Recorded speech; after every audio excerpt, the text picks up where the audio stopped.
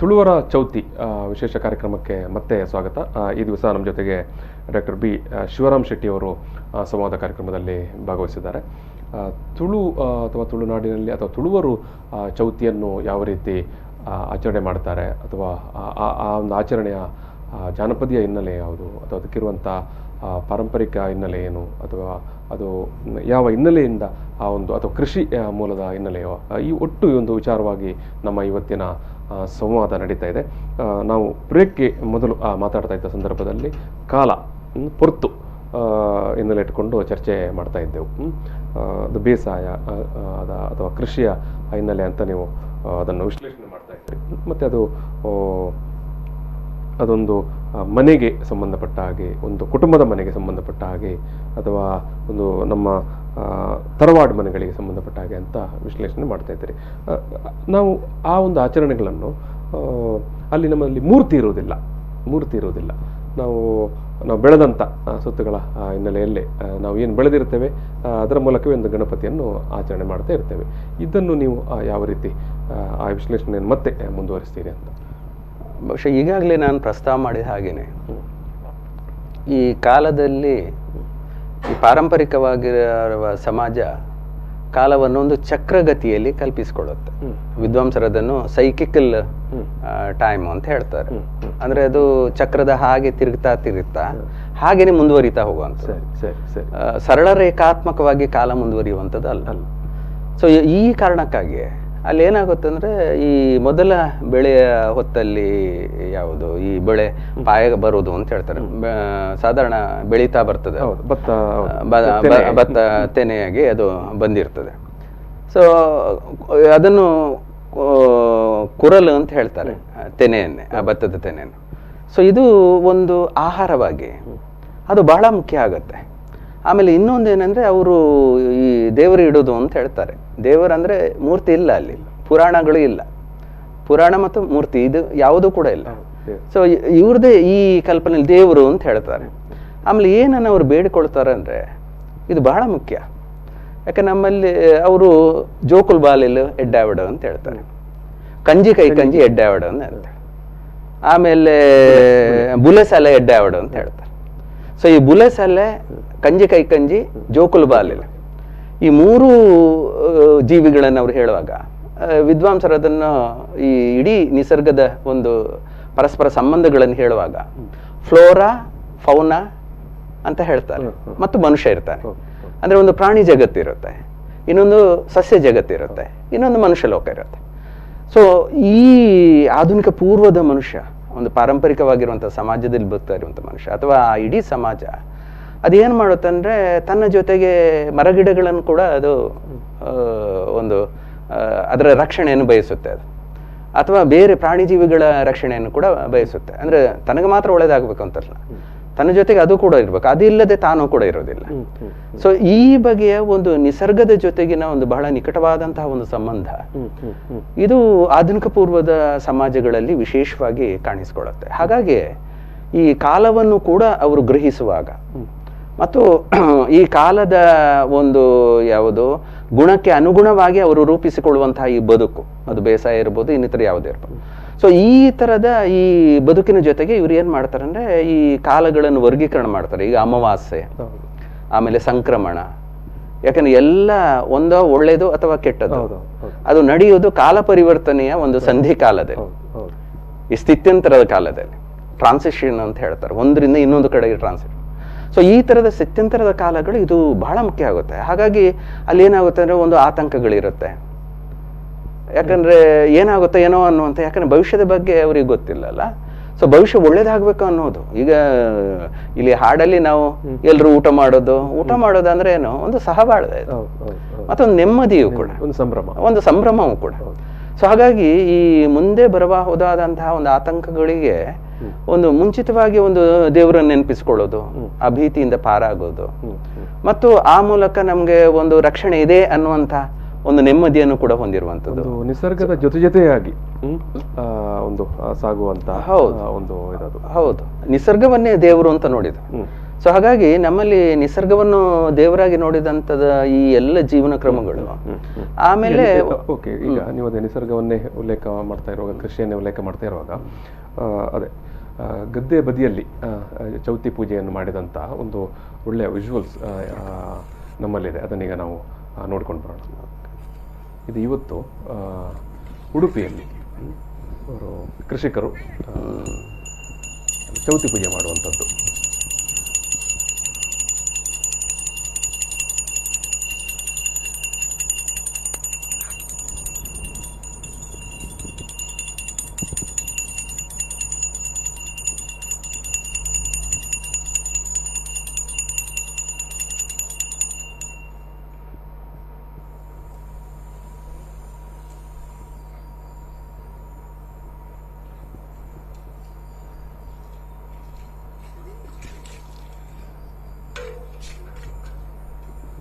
ಅಂದರೆ ಇದು ಗದ್ದೆ ಬದಿಯಲ್ಲೇ ಆ ಒಂದು ಪೂಜೆಯನ್ನು ಅವರು ನಡೆಸ್ತಾ ಇದ್ದಾರೆ.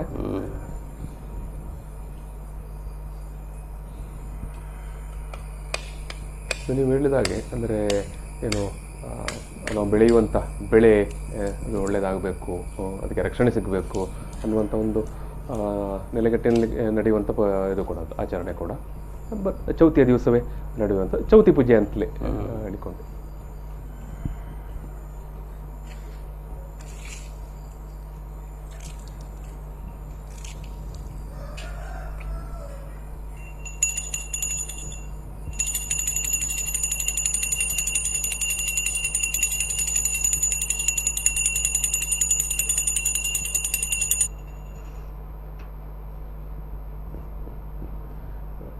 ಅಂದರೆ ಅದೇ ನಾವು ಏನು ಚರ್ಚೆ ಮಾಡ್ತಾ ಇದ್ದೇವೆ ಅಂತ ಹೇಳಿದ್ರೆ ಕಾಲದ ಹಿನ್ನೆಲೆಯಲ್ಲಿ ಪ್ರಕೃತಿ ಮತ್ತು ಇಲ್ಲಿ ಏನು ಇವತ್ತಿನ ಕಾಲಘಟ್ಟದಲ್ಲಿ ಒಂದು ವೈದಿಕ ಪರಂಪರೆಯ ಒಂದು ಸಂಪರ್ಕವೇ ಇಲ್ಲದಂಥ ಒಂದು ಇದು ಏನು ಆರಾಧನೆಯ ಕ್ರಮ ತುಳುವರಲ್ಲಿತ್ತು. ಇವತ್ತಿಗೆ ಕೂಡ ಅದು ಒಂದಷ್ಟು ಭಾಗದಲ್ಲಿ ಮುಂದುವರೆದುಕೊಂಡು ಬಂದಿದೆ. ಓಕೆ, ಈಗ ನಾವು ಅವರು ನೇರ ಸಂಪರ್ಕದಲ್ಲಿದ್ದಾರೆ. ಈ ಒಂದು ಈಗ ಆ ಪೂಜೆಯನ್ನು ಮಾಡಿದಂಥ ಅಜಿತ್ ಅವರು. ನಮಸ್ಕಾರ ಅಜಿತ್. ಸರ್ ನಮಸ್ತೆ. ನಮಸ್ತೆ. ಈಗ ನೀವು ನಿಮಗೆ ಈ ಒಂದು ಚೌತಿಯ ಸಂದರ್ಭದಲ್ಲಿ ನಾವು ಶುಭಾಶಯವನ್ನು ಕೋರ್ತಾ ನೀವು ಮಾಡಿದಂಥ ಪೂಜೆಯನ್ನು ನೋಡಿದೆವು. ಅದೇ ಯಾವ ಗ್ರಾಮದಲ್ಲಿ ಮಾಡಿದ್ದು ಮತ್ತು ಯಾವ ಹಿನ್ನೆಲೆಯಲ್ಲಿ ಮಾಡಿದ್ದು ಅಂತ ನೀವು ಸ್ವಲ್ಪ ಅದನ್ನು ವಿವರಿಸಿದರೆ ಬಹುಶಃ ಈ ಒಂದು ಇವತ್ತಿನ ನಮ್ಮ ತುಳುವರ ಚೌತಿ ಅನ್ನೋ ವಿಚಾರದಲ್ಲಿ ನಡೀತಾ ಇರುವ ಈ ಒಂದು ಸಂವಾದವನ್ನು ವೀಕ್ಷಣೆ ಮಾಡ್ತಾ ಇರುವಂತ ಎಲ್ಲ ವೀಕ್ಷಕರಿಗೆ, ಕರಾವಳಿಯ ವೀಕ್ಷಕರಿಗೆ, ಮತ್ತು ಅದನ್ನು ಫೇಸ್ಬುಕ್ ಅಲ್ಲಿ ಕೂಡ ಕರಾವಳಿಯಿಂದ ಹೊರಗಡೆ ಇರುವವರೆಲ್ಲ ನೋಡ್ತಾ ಇದ್ದಾರೆ, ಅವರಿಗೊಂದು ಮಾಹಿತಿ ಕೊಟ್ಟಂತ ಆಗ್ತದೆ. ಅಜಿತ್ ಹೇಳಿ. ಖಂಡಿತ. ಸರಿ, ಏನಂತ ಹೇಳಿದ್ರೆ ಈ ಕುಂದಾಪುರ ಭಾಗದಲ್ಲಿ ಕೃಷಿ ಪ್ರಧಾನ ಅಂದ್ರೆ ರೈತಾಪಿ ವರ್ಗಗಳು ಮತ್ತೆ ಕೃಷಿ ಕುಟುಂಬಗಳು ಒಂದು ರೀತಿ ಒಂದು ಈ ಮೇಲ್ಮನ ಹಡಿ ಮಂಚ ಹೇಳ್ತಾರೆ, ನಿಮ್ಮ ತುಳುವಿನಲ್ಲಿ ಪಡಿ ಮಂಚ ಅಂತ ಹೇಳ್ತಾರೆ. ಪಡಿ ಮಂಚಗಳು. ಅದೇ ರೀತಿ ಈ ಮನೆ ಅಂಗಳದ ಮುಂಭಾಗದಲ್ಲಿರುವಂತ ಒಂದು ಮೇಟಿ ಕಂಬ ಅಂತ ಹೇಳ್ತೀವಿ. ಈ ಮೇಟಿ ಕಂಬವನ್ನ ಈ ಚೌತಿ ಸಂದರ್ಭ ವಿಶೇಷವಾಗಿ ಪೂಜೆ ಮಾಡುವಂತದ್ದು ಇಲ್ಲಿಯ ಕರಾವಳಿಗಳ ಒಂದು ವಿಶೇಷ ಆಚರಣೆ. ಕರಾವಳಿ ಅಂತ ಹೇಳಿದ್ರೆ ಈಗ ಚೌತಿ ಬಂದ, ಈಗ ಗೌರಿ ಹಬ್ಬ, ನಿನ್ನೆ ಗೌರಿ ಗಣೇಶ ಹಬ್ಬ ಆಗಿದ್ರೆ ಅದ್ರ ಮರುದಿನ ಅಂದ್ರೆ ಇವತ್ತು ಗಣಪತಿಯನ್ನ ಕೂರಿಸಿ ಪ್ರತಿಷ್ಠಾಪನೆ ಮಾಡ್ತಾರೆ. ಪ್ರತಿಷ್ಠಾಪನೆ ಮಾಡುವ ದಿನ ಸಾಮಾನ್ಯವಾಗಿ ಪ್ರತಿ ಕೃಷಿ ಇರುವಲ್ಲಿ ಒಂದು ಮೇಟಿ ಕಂಬ ವಿಶೇಷವಾದ ಇರ್ತದೆ. ಈ ಮೇಟಿ ಕಂಬವನ್ನ ಒಂದು ಬಹಳ ಕಾಲದಿಂದಲೂ ಅವರು ಮೇತಿ ಕಂಬಕ್ಕೆ ನಾವು ಅದನ್ನು ಪೂಜೆ ಮಾಡ್ತಾ ಇದ್ದೇವೆ ಅನ್ನುವಂಥ ಒಂದು ವಿಚಾರವನ್ನು. ಅದೇ ಈ ಆಚರಣೆ ಅನ್ನೋದು ನಾನು ಆಗ್ಲೇ ಹೇಳಿದೆ, ಈಗ ಎಲ್ಲಾ ಕಡೆಯಲ್ಲಿ ಒಂದೇ ರೀತಿಯಲ್ಲಿ ಇರೋದಿಲ್ಲ. ಈಗ ಇಲ್ಲೂ ಕೂಡ ಕೆಲವು ಕಡೆಯಲ್ಲಿ ನಾನು ಇದು ಕುತೂಹಲಕ್ಕೆ ವಿಚಾರಿಸಿದಾಗ ಈ ಕಬ್ಬನ್ನು ಏನ್ ಮಾಡ್ತಾರೆ, ಒಂದೇ ತರ ತುಂಡು ಮಾಡ್ತಾರೆ, ಆಮೇಲೆ ಅದನ್ನು ಉದ್ದಕ್ಕೆ ಸೀಳು ಮಾಡ್ತಾರೆ, ಆಮೇಲೆ ಅದನ್ನು ಒಂದು ನೀಟ್ ಈ ಚೌಕಾಕಾರದಲ್ಲಿ ಅದನ್ನು ಇಡ್ತಾ ಒಂದು ಅಂತರ ತರ ಎಲ್ಲ ಮಾಡ್ತಾರೆ. ಈಗ ಅದರಲ್ಲಿ ಬೇರೆ ಬೇರೆ ವಸ್ತುಗಳನ್ನ ಹಾಕುವ ಹಾಗೆ ಈಗ ಹೊದೋಳು ಅಂತ ಹೇಳ್ತಾರೆ, ಅದನ್ನ ಹಾಕ್ತಾರೆ. ಆಮೇಲೆ ಹೂಗಳನ್ನು ಕೆಲವೆಲ್ಲ ಇಡ್ತಾರೆ, ಕೆಲವು ಕಡೆಯಲ್ಲಿ ಪಚ್ಚೆ ಕುರೆಲ್ಲ ಅಂತ, ಇನ್ನು ಕೆಲವು ಕಡೆಯಲ್ಲಿ ಕೇಪುಲ ಅಂತ ಹೇಳ್ತಾರೆ.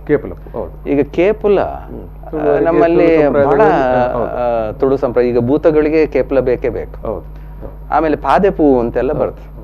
ಈಗ ಇದ್ರ ಬಗ್ಗೆ ನಾವು ಜನಪದರ ಹತ್ರ ಕೇಳಿದಾಗ ಅವ್ರು ಏನ್ ಹೇಳ್ತಾರೆ ಅಂದ್ರೆ, ಭೂಮಿ ಉಂಡಾಪಿ ನೆರೆದ ದುಂಬೆ ಸೃಷ್ಟಿಯಾತಿನ ಪೂಗಲ್ಲು ಅಂತ ಹೇಳಿ, ಕೇಪಲಪ್ಪು, ಪಾದೆಪ್ಪು, ಪಾದೆಪು ಎಲ್ಲ. ಅಂದ್ರೆ ಮನುಷ್ಯನ ಹಸ್ತಕ್ಷೇಪ ಇಲ್ಲದೆ ಇರುವಂತ ಏನು ಸಹಜವಾಗಿರುವಂತಹ ಹೂಗಳು, ಮನುಷ್ಯ ಮೊದಲೇ ಹುಟ್ಟಿದಂತಹ ಹೂಗಳು ಅಂತ ಪ್ರಕೃತಿಯಿಂದ. ಒಂದು ಈ ಕಬ್ಬಿನ ಜೊತೆಗೆ ಹೌದು, ಅದನ್ನ ಇಡ್ತಾರೆ. ಸೊ ಈ ತರದ ಹೂಗಳಿಗೆ ಒಂದು ಪಾವಿತ್ರ್ಯತೆ ಬರ್ತದೆ. ಮನುಷ್ಯನ ಹಸ್ತಕ್ಷೇಪ ಇಲ್ಲದೆ ಇರುವಂತಹ ಸಂಗತಿಗಳಿಗೆ ಒಂದು ಪಾವಿತ್ರ್ಯತೆ ಬರುತ್ತೆ. ಸೊ ಹಾಗಾಗಿ ಕೆಲವು ಕಡೆಯಲ್ಲಿ ಕೇಪುಳವನ್ನು ಇಡ್ತಾರೆ, ಇನ್ನು ಕೆಲವು ಕಡೆಯಲ್ಲಿ ಪಚ್ಚಕುರಲ್ ಇಡ್ತಾರೆ, ಇನ್ನು ಕೆಲವು ಕಡೆ ಪಿಂಗಾರ ಅಂತ ಹೇಳ್ತಾರೆ, ಅಡಿಕೆ ಇದನ್ನು. ಸೊ ಈ ರೀತಿಯಲ್ಲಿ ಈ ಎಲ್ಲ ಆಚರಣೆಗಳು ಅದು ಪ್ರದೇಶಕ್ಕೆ ಮನೆಗಳಿಂದ ಮನೆಗಳಿಗೆ ಅದು ಭಿನ್ನ ಭಿನ್ನ ಆಗ್ತಾ ಹೋಗುತ್ತೆ. ಸೊ ಹಾಗೆ ಭಿನ್ನ ಆದ್ರೂ ಕೂಡ ಏನ್ ತೊಂದರೆ ಇಲ್ಲ, ಯಾಕಂದ್ರೆ ಅವರವರು ಕಂಡುಕೊಂಡ ದೇವರು. ಸೊ ಈ ಅವರವರು ಕಂಡುಕೊಂಡಂತಹ ದೇವರು ಉಂಟಲ್ಲ, ಇದು ನಮ್ಮ ಭಾರತೀಯ ಸಂಸ್ಕೃತಿಲಿ ಬಹಳ ಮುಖ್ಯವಾದದ್ದು ಅಂತ ಅನ್ಸುತ್ತೆ. ನಮ್ಮ ದೇವರ ಕಲ್ಪನೆಯನ್ನು ನಾವೇ ಮಾಡ್ಕೊಳ್ಳುವಂಥದ್ದು, ಆರಾಧನೆ ಮಾಡ್ಕೊಳ್ಳೋದು, ಪೂಜೆ ಮಾಡೋದು, ಇವೆಲ್ಲವೂ ಕೂಡ. ಯಾಕಂದ್ರೆ ತುಳುವರ ಎಲ್ಲ ಆಚರಣೆಗಳನ್ನು ಗಮನಿಸಿದ್ರೆ ಅಲ್ಲಿ ಗುರುಕಾರ ಬಹಳ ಮುಖ್ಯ ಆಗ್ತಾರೆ. ಅಂದ್ರೆ ಮನೆ ಒಳಗಡೆ ಯಾರು ಇರ್ತಾರೆ, ಹಿರಿಯರು ಸೌರು ಇರ್ತಾರೆ, ತಲೆಗೊಂದು ಮುಂಡಸ್ ಕಟ್ತಾರೆ, ಕ್ರಮಗಳನ್ನೆಲ್ಲ ಮಾಡ್ತಾರೆ. ಈಗ ಅದು ಶಿವರಾಮ್ ಶೆಟ್ರೆ, ನಮ್ಮ ಜೊತೆಗೆ ನೇರ ಸಂಪರ್ಕದಲ್ಲಿ ಡಾಕ್ಟರ್ ದಿವಾ ಕೊಕ್ಕಡ ಅವರಿದ್ದಾರೆ. ದಿವಾ ಕೊಕ್ಕಡ ಅವರು ಕರ್ನಾಟಕ ತುಳು ಸಾಹಿತ್ಯ ಅಕಾಡೆಮಿಯ ಮಾಜಿ ಸದಸ್ಯರು ಮತ್ತು ಉಜಿರೆಯ SDM ಕಾಲೇಜಿನ ಉಪನ್ಯಾಸಕರು ಕೂಡ. ತುಳುವಿನ ಬಗ್ಗೆ, ತುಳು ಸಂಪ್ರದಾಯದ ಬಗ್ಗೆ ತುಂಬ ಅಧಿಕೃತವಾಗಿ ಮಾತಾಡಬಲ್ಲವರು. ದಿವಾ ಕೊಕ್ಕಡ ಅವರೇ, ನಮಸ್ಕಾರ. ಈಗ ನಾವು ಇವತ್ತು ನಿಮಗೆ ಗೊತ್ತಿರಬಹುದು ತುಳುವರ ಚೌತಿ ಅನ್ನುವ ವಿಚಾರದಲ್ಲಿ ನಾವು ಈ ಒಂದು ಚರ್ಚೆಯನ್ನು ನಡೆಸ್ತಾ ಇದ್ದೇವೆ. ಡಾಕ್ಟರ್ ಬಿ ಶಿವರಾಮ್ ಶೆಟ್ಟಿ ಅವರು ಕೂಡ ನಮ್ಮ ಜೊತೆಗಿದ್ದಾರೆ. ತುಳುವರು ತುಳುನಾಡಿನಲ್ಲಿ ಯಾವ ಹಿನ್ನೆಲೆಯಲ್ಲಿ, ಯಾವ ನೆಲೆಯಲ್ಲಿ ಚೌತಿಯನ್ನು ಆಚರಣೆ ಮಾಡ್ತಾರೆ ಅನ್ನುವಂಥ ಒಂದು ವಿಚಾರವಾಗಿ ನಾವು ಚರ್ಚೆ ಮಾಡ್ತಾ ಇದ್ದೇವೆ. ನೀವು ಈ ವಿಚಾರವಾಗಿ ಏನನ್ನು ಹೇಳಲಿಕ್ಕೆ ಬಯಸ್ತೀರಿ ಸರ್? ಮೊದಲಿಗೆ ಪ್ರೊಫೆಸರ್ ಶಿವರಾಮ್ ಶೆಟ್ಟಿ ಸರ್ ಅವರಿಗೆ ನಮಸ್ಕಾರ ತಿಳಿಸಿ ಅಭಿನಂದನೆಗಳನ್ನು ಹೇಳ್ತಾ ಇದ್ದೇನೆ. ಮತ್ತೆ ಅವರೀಗ ಚೆನ್ನಾಗಿ ಅದನ್ನು ವಿಶ್ಲೇಷಣೆ ಮಾಡ್ತಾ ಇದ್ದಾರೆ. ಬಹುಶಃ ಸಸ್ಯಶಾಸ್ತ್ರೀಯ ನೆಲೆಯಲ್ಲಿ ಅಧ್ಯಯನ ಮಾಡಿದವರು ಮತ್ತೆ ಅದನ್ನು ಈಗ ಹೇಳ್ತಾ ಇದ್ದಾರೆ ಕೂಡ. ನಾನು ಮುಖ್ಯವಾಗಿ ಹೇಳೋದೇನಂತ ಹೇಳಿದ್ರೆ, ಈ ಚೌತಿ ಆಚರಣೆ ಬಹುಶಃ ಮೂಲ ತುಳುವರ ಆಚರಣೆ ಅಲ್ಲ ಅನ್ನುವಂಥದ್ದು ನನ್ನ ಅಭಿಪ್ರಾಯ. ಬಹುಶಃ ನಾನು ಅಧ್ಯಯನದ ಸಂದರ್ಭದಲ್ಲಿ ಅದನ್ನು ಬಳಸಿಕೊಂಡಿಲ್ಲ ಕೂಡ. ಕಾರಣ ಇಷ್ಟೇ, ಅಂದ್ರೆ ವೈದಿಕ ಹಿನ್ನೆಲೆ ಇನ್ಫ್ಲುಯೆನ್ಸ್ ಇಂದಾಗಿ ಈ ಗಣಪತಿ ಆರಾಧನೆ ಬಂದಿರುವಂತದ್ದು. ಆರಂಭದ ಮೂರ್ತಿ ಇಲ್ಲದೆ ಅದನ್ನು ಆಚರಣೆ ಮಾಡ್ತಾ ಬಂದಿದ್ದಾರೆ, ನಂತರ ಅದಕ್ಕೆ ಮೂರ್ತಿಯನ್ನು ಇಟ್ಕೊಂಡು ಆಚರಣೆ ಮಾಡ್ತಾ ಬಂದಿರುವಂತದ್ದು. ಬಹಳ ಬೇಸಿಕಲಿ ತುಳುವರ ಎಲ್ಲ ಆಚರಣೆಗಳು ಕಂಡು ಬರುವಂತದ್ದು. ನಾನು ಈಗಾಗಲೇ ಸಂಧ್ಯಾ ಕಾಲೇಜಿನ ಒಂದು ಕಾರ್ಯಕ್ರಮದಲ್ಲಿ ಕೂಡ ಅದನ್ನು ಪ್ರಸ್ತಾಪ ಮಾಡಿದೆ. ತುಳು MA ವಿದ್ಯಾರ್ಥಿಗಳದು ಒಂದು ಮಾತನ್ನು ಹೇಳ್ತೇನೆ ಸರ್. ಅಂದ್ರೆ ಸರ್ ಕೂಡ ಹೇಳ್ತಿದ್ರು, ತುಳುವರ ಈ ಲೋಕದೃಷ್ಟಿ ಏನಿದೆ ಅಂತೇಳಿ ಸಮಸ್ಯೆಯ ಏಳಿಗೆಗೋಸ್ಕರ ಹೇಳುವಂಥದ್ದು. ಮಕ್ಕಳಿಗಿರ್ಬೋದು ಅಥವಾ ಜಾನುವಾರುಗಳಿಗಿರ್ಬೋದು, ಮತ್ತೆ ಪ್ರಾಣಿ ಜಗತ್ತು ಮಾಡಬೇಕು ಅನ್ನುವಂಥದ್ದು. ಎಲ್ಲ ಚೌತಿ ಆಚರಣೆಯಲ್ಲಿ ಎಲ್ಲ ಆಚರಣೆಗಳಲ್ಲಿ ಕೂಡ ವರ್ಷದಲ್ಲಿ ಬರುವಂಥದ್ದು ನನಗೆ ಕಾಣುವಂಥದ್ದು ಇದೇ ಆಶಯ. ಕೃಷಿ ಉಳಿಸಬೇಕು, ಕುಟುಂಬ ಸಂಸಾರ ಸಮಾಜದ ಸಂಬಂಧ ಉಳಿಬೇಕು, ಕೃಷಿ ಉಳಿಬೇಕು, ಮತ್ತೆ ಪ್ರಕೃತಿ ಜೊತೆಯಲ್ಲಿ ಉಳಿಬೇಕು. ಹೋಗ್ತದೆ ಮಾತ್ರ ನಮಗೆ ಬದುಕು ಅನ್ನೋದು. ನಾವು ಒಂದು ರೀತಿಯಲ್ಲಿ ತೊಡಗಿಸಿಕೊಂಡು ನಾವು ತಗೊಂಡದ್ದು ಚೌತಿ ಆಚರಣೆ ವೈದಿಕ ಹಿನ್ನೆಲೆಯಲ್ಲಿ ಬಂದಿರುವಂತದ್ದು, ಅದರಲ್ಲಿ ಕೂಡ ಈ ಒಂದು ಆಶಯ ಅಡಗಿದೆ ಅಂತ ನನ್ನ ಅಭಿಪ್ರಾಯ. ಧನ್ಯವಾದಗಳು ಡಾಕ್ಟರ್ ದಿವಾ ಕೊಕ್ಕಡ ಅವರೇ ತಮ್ಮ ಅಭಿಪ್ರಾಯಕ್ಕಾಗಿ. ನೀವು ಹೇಳಿದ ವಿಚಾರವನ್ನೇ ಅವರು ಅಲ್ಲಿ ಮುಂದುವರಿಸಿದರು. ನಾವು ಚರ್ಚೆ ಸಂದರ್ಭದಲ್ಲಿ ನೀವು ಹೇಳಿದಾಗೆ ಅದು ಪ್ರಕೃತಿಜನ್ಯವಾಗಿ, ಅಂದರೆ ಯಾರೂ ಮುಟ್ಟದೇ ಇರುವಂಥ ಕೇಪಲಪ್ಪು ಇರ್ಬೋದು, ಪಾದೆಪು ಅಂದರೆ ಪಾದೆ ಹೂವು ಇರ್ಬೋದು, ಅದನ್ನೆಲ್ಲ ಬಳಸಿಕೊಂಡು ನಮ್ಮವರು ಆರಾಧನೆ ಪೂಜೆಯನ್ನು ಮಾಡ್ತಾ ಇದ್ರು ಅಂತ. ಈಗ ಅದೇ ಚರ್ಚೆಯನ್ನು ಮುಂದುವರಿಸುವಾಗ ಅದು ಯಾವೆಲ್ಲ ನೆಲೆಗಳಲ್ಲಿ, ಅಂದರೆ ಮನೆಯೋ, ತರವಾಡು ಮನೆಯೋ, ಅಥವಾ ನಮ್ಮ ದೈವಸ್ಥಾನಗಳು, ಅಂದರೆ ಅದು ಸಾರ್ವಜನಿಕವಾದಂಥ ಒಂದು ಇದಲ್ಲ, ನಮ್ಮ ಒಂದು ಸಣ್ಣ ಸೀಮಿತ ವಲಯಕ್ಕೆ. ಅಂದರೆ ಅದು ಪ್ರತಿಯೊಬ್ಬರ ಆಚರಣೆ ಆಗಿತ್ತೋ, ಅಂದರೆ ಯಾವ ರೀತಿ ಅದನ್ನು ನೀವು ವಿಶ್ಲೇಷಣೆ ಮಾಡ್ತೀರಿ? ಅದು ಈಗಾಗಲೇ ಪ್ರಸ್ತಾವ ಮಾಡಿದ ಹಾಗೇನೆ ಇದು ಏನಾಗುತ್ತಂದ್ರೆ ಪ್ರತಿ ಮನೆಯ ಒಂದು ಆಚರಣೆ, ಪ್ರತಿ ಕುಟುಂಬದ ಆಚರಣೆ. ಹಾಗಾಗಿ ಇಲ್ಲಿ ಒಂದು ಸಾರ್ವಜನಿಕ ಅನ್ನುವಂಥ ಒಂದು ಕಲ್ಪನೆ ಬರುವುದಿಲ್ಲ. ಇದು ಬಹುಶಃ ಯಾಕೆ ಹೀಗೆ ಇದನ್ನು ನಾವು ಒಟ್ಟು ತುಳು ಸಂಸ್ಕೃತಿಯ ಹಿನ್ನೆಲೆಯಲ್ಲಿ ಇದನ್ನು ಗಮನಿಸ್ಕೊಳ್ಬೇಕಾಗತ್ತೆ. ಯಾಕಂದರೆ ತುಳು ಸಂಸ್ಕೃತಿಯಲ್ಲಿ ಏನಾಗುತ್ತೆ ಅಂದರೆ, ಉದಾಹರಣೆಗೆ ನೀವು ತುಳುನಾಡಿನ ಹೆಸರುಗಳನ್ನೆಲ್ಲ ಗಮನಿಸಿದ್ರು ಕೂಡ ಅದು ಎಲ್ಲವೂ ಕೂಡ ಪ್ರಕೃತಿಗೆ ಸಂಬಂಧಪಟ್ಟಂತಹ ಹೆಸರುಗಳು. ಎಲ್ಲೂ ವ್ಯಕ್ತಿ ಮುಖ್ಯ ಆಗುವುದಿಲ್ಲ, ಅಥವಾ ಪುರಾಣ ಪುರುಷರೆಲ್ಲ ಮುಖ್ಯ ಆಗುವುದಿಲ್ಲ. ಅದು ತಗ್ಗಿರುವಂತಹ ಜಾಗವನ್ನು ಜಪ್ಪು ಅಂತ ಹೇಳ್ತಾರೆ, ಎತ್ತರ ಇದ್ದಂತಹ ಜಾಗವನ್ನು ಪದವು ಅಂತ ಹೇಳ್ತಾರೆ, ಅಥವಾ ಕಪ್ಪು ಕಲ್ಲಿರುವಂತಹ ಜಾಗ ಅಥವಾ ಜಾಸ್ತಿ ಮಳೆ ಬರುವಂತಹ ಜಾಗ ಅಂತ ಹೇಳಿದ್ರೆ ಕಾರ್ಲಾ ಅಂತ ಹೇಳ್ತಾರೆ. ಸೊ ಈ ತರ ಪಡುಪು ಅದು ಇದೆಲ್ಲವನ್ನು ಕೂಡ ನಾವು ಗಮನಿಸಿದ್ರೆ ಅದು ನೇರವಾಗಿ ಒಂದು ಪ್ರಕೃತಿಗೆ ಸಂಬಂಧಪಟ್ಟ ಪ್ರಕೃತಿಯ ಏರುಪೇರುಗಳು, ಭೌಗೋಳಿಕ ಸಂಗತಿಗಳು. ಸೊ ಇದಕ್ಕೆ ಸಂಬಂಧಪಟ್ಟಂತಹ ಒಂದು ಸಂಸ್ಕೃತಿಯನ್ನು ನಾವು ಅಲ್ಲಿ ಕಾಣುತ್ತೇವೆ. ಸೊ ಹಾಗಾಗಿ ಇಲ್ಲಿಯೂ ಕೂಡ ಈ ಆಚರಣೆಗಳು ಮನೆಗೆ ಸಂಬಂಧಪಟ್ಟ ಹಾಗೆ, ಕುಟುಂಬಕ್ಕೆ ಸಂಬಂಧಪಟ್ಟ ಹಾಗೆ ಅಂತ ಹೇಳಿಕೊಳ್ಳುವಾಗಲೇ ಇಲ್ಲಿ ಅವರವರ ಒಂದು ಯಾವುದೋ ಒಂದು ಕಲ್ಪನೆಯಲ್ಲಿ, ಅವರವರ ಒಂದು ಅನುಕೂಲದಲ್ಲಿ ಅದನ್ನು ಮಾಡ್ತಾ ಹೋಗ್ಬೋದು. ಸೊ ಹಾಗಾಗಿ ನಿಮ್ಗೆ ಈಗ ಭೌಗೋಳಿಕವಾಗಿ ಯಾವೆಲ್ಲ ವಸ್ತುಗಳು ಸಿಗುತ್ತೋ ಅದೇ ಅಲ್ಲಿ ಆಚರಣೆಯಲ್ಲಿ ಬಳಕೆ ಆಗುತ್ತೆ. ಅದು ಇನ್ನೊಂದು ಕಡೆಯಲ್ಲಿ ಇಲ್ಲ ಅಂತಾರೆ, ಇನ್ನೊಂದು ಯಾವುದೋ ಒಂದು ಬಳಕೆ ಆಗುತ್ತೆ. ಸೊ ಹಾಗಾಗಿ ಇಲ್ಲಿ ಬಹಳ ದೊಡ್ಡ ಒಂದು ಕಟ್ಟುಪಾಡು ಇದೆ. ಬಟ್ ಕಟ್ಟುಪಾಡು ಇದ್ರೂ ಕೂಡ ಅಲ್ಲಿ ಒಂದು ನಿರ್ಬಂಧಗಳಿಲ್ಲ. ಈ ವೈದಿಕ ಪರಂಪರೆಯಲ್ಲಿ ಇರುವಷ್ಟು ನಿರ್ಬಂಧಗಳಿಲ್ಲ, ಆ ತರದೆಲ್ಲ ಇಲ್ಲ. ಯಾಕಾಗುತ್ತಂದ್ರೆ ಇದೊಂದು ಧಾರ್ಮಿಕ ಅಂತ ಒಂದು ಪರಿಪ್ರೇಕ್ಷ್ಯಗಳು ಅಥವಾ ಧಾರ್ಮಿಕ ಅನ್ನುವಂತ ಒಂದು ಸ್ವರೂಪ ಬಂದಾಗ ಅದು ಒಂದು ರೀತಿಯಲ್ಲಿ ಒಂದು ನಿಯಂತ್ರಣಕ್ಕೆ ಒಳಗಾಗ್ತಾ ಹೋಗುತ್ತೆ. ಅದೊಂದು ಸಂಘಟನಾತ್ಮಕ ಅಂತ ಇರುತ್ತೆ. ಬಟ್ ಇದು ಆ ತರದ ಒಂದು ಧಾರ್ಮಿಕತೆಯ ಒಂದು ತುಳುವ ಬದುಕಲ್ಲ, ರಿಲಿಜನ್ ಅನ್ನುವಂಥ ಅರ್ಥದಲ್ಲಿ ಹೇಳೋದು. ಸೊ ಆ ಬಗೆಯ ಒಂದು ಕಲ್ಪನೆ ಇರುವ ಕಾರಣದಿಂದಾಗಿ ಇಲ್ಲಿ ಏನು ಒಂದು ರೀತಿಯ ಬಹುರೂಪಗಳನ್ನು ಈ ತರದ ಒಂದು ಸಂಗತಿಗಳನ್ನೆಲ್ಲ ನಾವು ಕಾಣೋದಕ್ಕೆ ಸಾಧ್ಯ. ಸೊ ಹಾಗಾಗಿ ತುಳು ಸಂಸ್ಕೃತಿ ಈ ಬಗೆಯಲ್ಲಿ ಬಹಳ ಮುಖ್ಯ ಆಗುತ್ತೆ. ಸರಿ ಸರಿ ಸರಿ ನಾವು ಈ ಒಂದು ಚರ್ಚೆಯನ್ನು ಮತ್ತೆ ಮುಂದುವರಿಸುವ. ಮತ್ತೆ ಇನ್ನು ತುಳು ಸಂಸ್ಕೃತಿಯಲ್ಲಿ ಭಾಮಕುಮಾರ ಅಂದರೆ ಗಣಪತಿ ಅಂತ ಕೂಡ ಒಂದು ಏನು ಉಲ್ಲೇಖಗಳು ಹೇಳ್ತವೆ. ಭಾಮಕುಮಾರನ ಸಂಧಿಯೇ ಇದೆ. ನಾವು ಈ ವಿಚಾರವಾಗಿ ಮತ್ತೆ ಚರ್ಚೆ ಮಾಡುವ. ಈ ಒಂದು ಸಣ್ಣ ಒಂದು ಬ್ರೇಕ್ ತಗೊಂಡು ಮತ್ತೆ ಈ ಒಂದು ತುಳುವರ ಚೌತಿ ಸಂವಾದ ಮುಂದುವರಿತದೆ. ಈಗ ಒಂದು ಸಣ್ಣ ಬ್ರೇಕ್.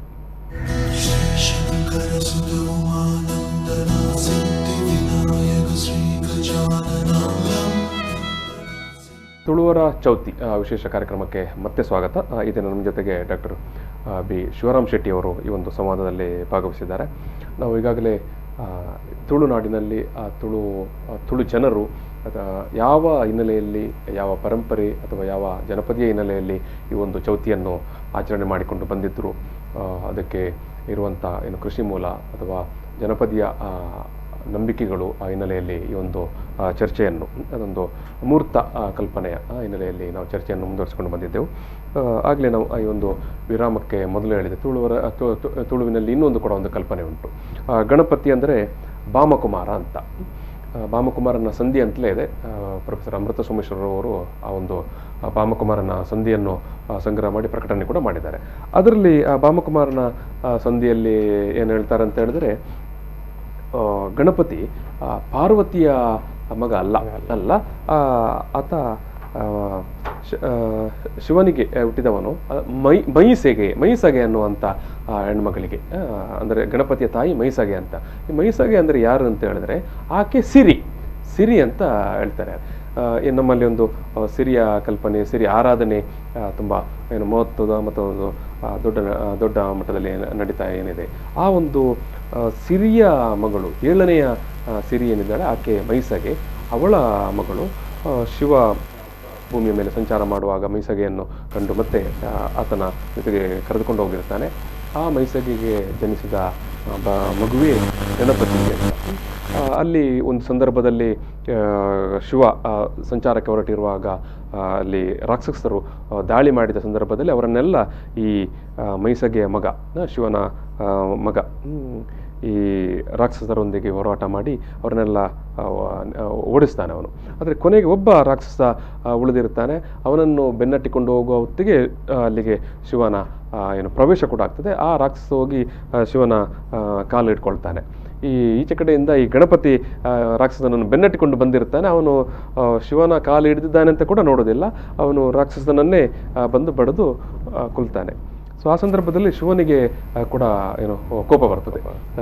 ಕೋಪ ಬಂದು ನನ್ನ ಕಾಲು ಹಿಡಿದಂಥ ಏನು ಒಂದು ವ್ಯಕ್ತಿಯನ್ನು ಕೂಡ ಕೊಂದು ಬಿಟ್ಟನಲ್ಲ ಅಂತ ಹೇಳಿ ಕೋಪದಲ್ಲಿ ಈಚೆ ಭಾಮಕುಮಾರನನ್ನು ಕೂಡ ಕಡಿದು ಸಂಹಾರ ಮಾಡ್ತಾನೆ.